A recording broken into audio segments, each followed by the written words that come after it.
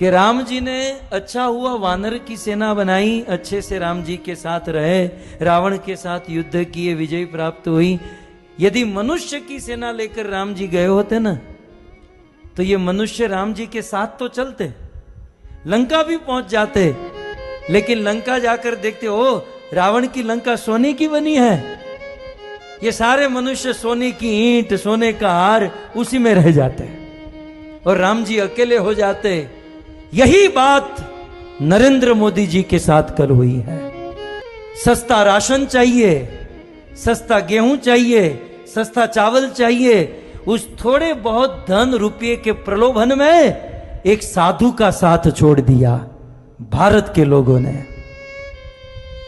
कितना सुंदर आयोजन नरेंद्र भाई मोदी का था कि 400 से अधिक सीट आए तो आने वाले दिनों में निर्णय लेने में या परिवर्तन लाने में कठिनाई नहीं होगी। लेकिन हमारे अपने ही सनातन धर्मी हिंदू भाइयों ने, बड़े दुख का विषय है, मुस्लिम भाइयों ने 90% वोट किया और ये कहलाने वाले सनातन हिंदू धर्मी ने केवल 50-55% वोट किया। मैं आपके हाथ उंगली देखना नहीं चाहता हूं या दिखाना नहीं चाहता हूं कि हम कैसे हैं, लेकिन बड़ा दुख होता है कि हरि का एक लाल है।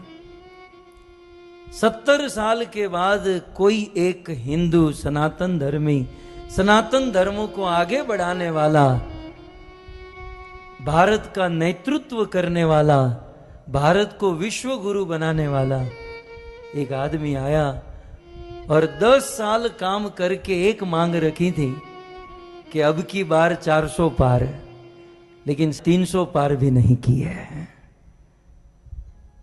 आधे लोगों ने वोट ही नहीं किया और जिन्होंने वोट किया वो प्रलोभन में फंस गए। मुफ्त का राशन मिलेगा, ये मिलेगा, वो मिलेगा।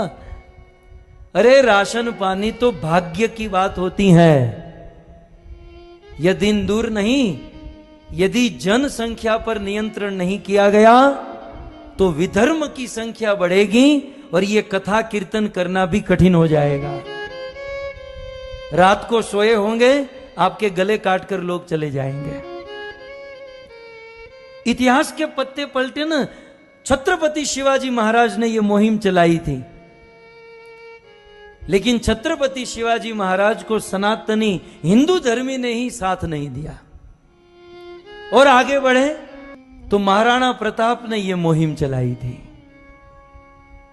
उनके अपने ही लोगों में फूट पड़ गई और उन्होंने साथ नहीं दिया और आगे बढ़े। भारत आजाद हुआ तो सरदार वल्लभ भाई पटेल ने मुहिम चलाई, लेकिन उनको ही अपने ही लोगों ने साथ नहीं दिया।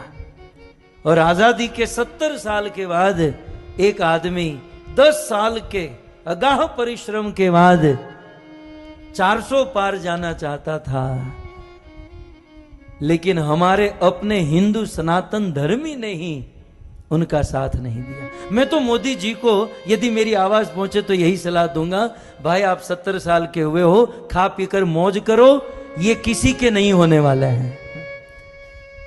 इनको गुलामी करने की आदत ही पड़ गई है। एक आदमी ने बहुत सुंदर लिखा कि ऐसा लग रहा था कि हिंदू जागा है। ऐसा लग रहा था पिछले 10 सालों में कि हिंदू जागा है, लेकिन कल समझ में आया जागा था बाथरूम करने के लिए, फिर सो गया।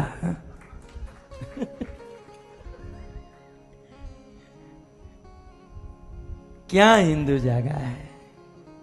यदि बहुमत होता तो भारत का दृश्य कुछ और होता।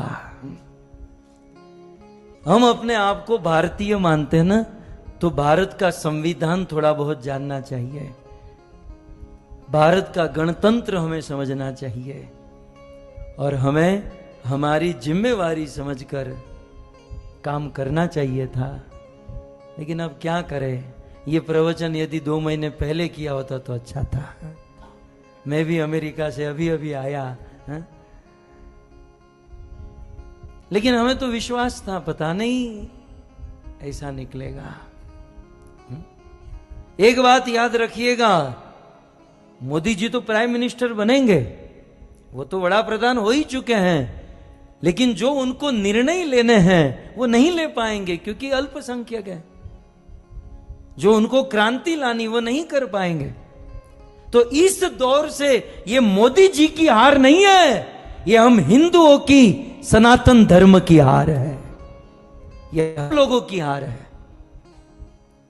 और हम लोग वो छोटे छोटे प्रलोभन में हैं। मुफ्त का राशन मिलेगा, गैस का बाटला सस्ता हो जाएगा, तेल सस्ता हो जाएगा, હવે લઈ લો સસ્તું કરજો હવે તમે। धर्म के, इस सनातन धर्म के उजागर करने में एक बहुत बड़ी आश थी, एक बहुत बड़ा होप था, लेकिन नतीजे के बाद बहुमति से यदि मोदी जी नहीं आए तो एक हिंदू धर्म के लिए, सनातन धर्मियों के लिए लज्जा का विषय है। क्या इन लोगों को यह नहीं दिखाई दिया कि इतने वर्षों के बाद अयोध्या में मंदिर बना? ये नहीं दिखाई दिया? क्या इतने वर्षों के बाद काशी में इतना सुंदर कॉरिडोर बना? इतने वर्षों के बाद कश्मीर में 370 कैसे करके निकाली? बस केवल वो मुफ्त का राशन ही दिखाई दिया? मतलब इतने गिरे हुए हैं कि उन विधर्मियों की बातों में आकर। इसीलिए मुझे लगता है कि राम जी ने अच्छा किया, बंदरों को लेकर गए। आपड़ी कथा वांदराओ सारा। अच्छा हुआ, राम जी देखो कितने बुद्धिमान निकले। बंदरों को लेकर जाऊंगा, मनुष्यों को लेकर जाऊंगा, अभी तो साथ में चलेंगे, लेकिन आगे जाकर वही रावण की सोने की लंका में थोड़े बहुत प्रलोभन में फंस जाएंगे। लेकिन धन्य है वो वानर है जो राम जी के साथ चले हैं।